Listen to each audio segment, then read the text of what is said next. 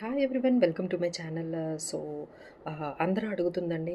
నిన్న కూడా బయటకు వెళ్ళగానే డిస్కషన్ ఒక్కటే, మేడం ఇంకా గోల్డ్ కొనడం ఆపేయాలా, అసలు ఎందుకు ఆపేయాలి అనేది, అసలు ఈ ఆపడం అనేది సాధ్యమా, అసలు ఎందుకు పిఎం మోడీ గారు ఈ విధంగా గోల్డ్ కొనడం ఆపేశారు, అసలు ఆ ఇంపాక్ట్ ఏంటో ఇప్పుడు మనం ఈజీగా చెప్పేద్దామండి. సో ఎప్పుడైతే మనకి అంటే గోల్డ్ మన దగ్గర ఏమీ ప్రొడక్షన్ అనేది జరగదండి. సో గోల్డ్ మనము యూఎస్ డాలర్స్ని పెట్టి బయట కంట్రీస్ నుంచి ఇంపోర్ట్ చేసుకుంటూ ఉండాలి.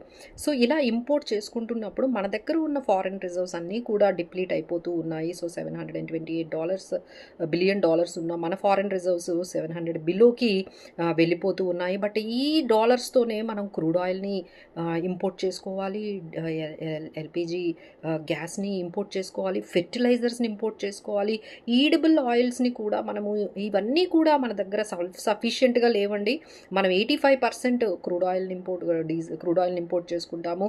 అలానే గ్యాస్ కూడా మన దగ్గర ఏమీ సెల్ఫ్ సఫిషియెంట్ కాదండి. దాని మీద కూడా 85% మనం బయట కంట్రీస్ నుంచే ఇంపోర్ట్ చేసుకుంటున్నాము. ఈవెన్ ఫెర్టిలైజర్స్ మీద కూడా మనం బయట నుండే ఇంపోర్ట్ చేసుకోవాలి. These are very very important కదండి. ఇప్పుడు మనం gold can wait for 1 year వరకు వెయిట్ చేయమంటున్నారంటే మీనింగ్ ఏంటంటే, మీ ఇంట్లో ట్రెడిషన్స్ ఉన్నాయి, మీ ఇంట్లో మ్యారేజెస్ ఉన్నాయి, వాటిలో మీరు బై చేసుకోవద్దు అని కాదు. ఎవరైతే అన్ఇంపార్టెంట్ అంటే ఊరికూరికినే మనము షాప్కి వెళ్ళి, మన ఇంట్లో ఏం ఫంక్షన్ లేకపోయినా ఏదో ఒక షాపింగ్ లాగా వెళ్ళి, లేకపోతే ఒక ఇన్వెస్ట్మెంట్ లాగా వెళ్ళి ఆ గోల్డ్ని షాప్కి వెళ్ళి ఆ గోల్డ్ని పర్చేస్ చేసుకోవడం, ఇవి కొంచెం వెయిట్ చేయొచ్చు అంటే డెఫినెట్లీ మనం వెయిట్ చేయొచ్చండి.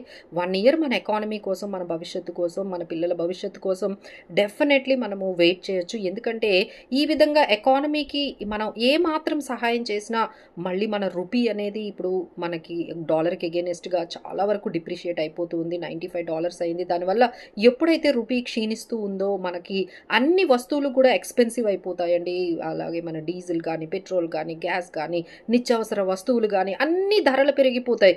అది కూడా మనకి చాలా వరకు హర్ట్ చేస్తుంది కదండి. సో ఆ సిచ్యువేషన్ కన్నా మనకి ఇదే గోల్డ్ కొంచెం ఇప్పుడే అన్ఇంపార్టెంట్గా మనం కొనుక్కోకుండా ఉండడం అనేది చాలా తెలివైనదండి. సో ఎవరైతే ఈ ప్రోగ్రామ్ చూస్తున్నారో, ఈ వీడియో చూస్తున్నారో, సో దాని మీనింగ్ మీ ఇంట్లో ఫంక్షన్స్కి కొనొద్దు అని కాదు. అన్ఇంపార్టెంట్గా వెళ్ళి షాపుల్లోకి వెళ్ళి కొనే వాళ్ళకి మాత్రమే ఖచ్చితంగా ఒక 1 year అయితే వెయిట్ చేయండి. సో ఎకానమీ ఎప్పుడైతే మళ్ళీ కొంచెం ట్రాక్లోకి వస్తుందో, ఎప్పుడైతే ఈ యుద్ధం అనేది కొంచెం ఆగి క్రూడ్ ఆయిల్ ధరలు అనేవి, ఇప్పుడు మనకి $73 ఉండే క్రూడ్ ఆయిల్ ధర ఇంటర్నేషనల్ $76 ఉండేది, ఇప్పుడు దాదాపుగా $105, $120 వరకు కూడా వెళ్ళిపోయిందండి. సో దానివల్లే మనకి ఇంత ఇంపాక్ట్ జరుగుతుంది. ఒకవైపు అంటే మనకి ఈ హార్మోజ్ కూడా అక్కడ, అంటే క్రూడ్ ఆయిల్ వచ్చే ఏదైతే ఆ రూట్ ఉంటుందో అది కూడా మనకి చాలా హర్డల్స్ ఈ యుఎస్ ఇరాన్ వార్ వల్ల క్రియేట్ అవుతూ ఉన్నాయి.